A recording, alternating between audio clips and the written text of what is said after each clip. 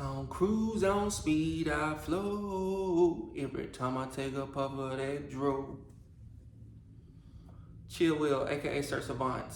Today's video is about fragrance and nostalgia. So nostalgia is a sentimental or wistful affection for the past. It just basically means you're having great memories of your past and a happy time in your life. So I wear fragrances for several different reasons, mostly to smell good, to stand out, and for nostalgia purposes, because my memory isn't as good as it used to be. So smells kind of help me with that. And you might say, Chill Will, how can a smell help with your memory? And Chill Will would say, watch your mouth. But have you ever, for instance,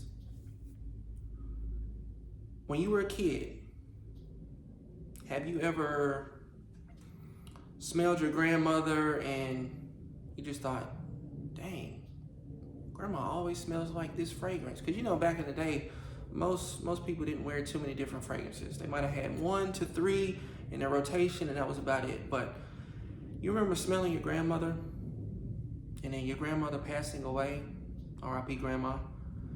It's what people do. People get old and die. But you remember how your grandmother used to smell? And then 5, 10, 15, 20 years later, you smell that same smell and it instantly gives you a memory of your grandmother and when she used to wipe your butt. That's what nostalgia is.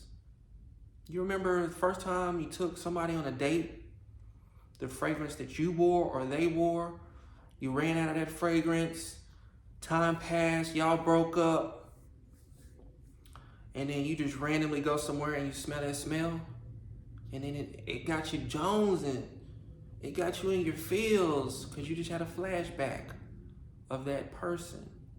That's what nostalgia is.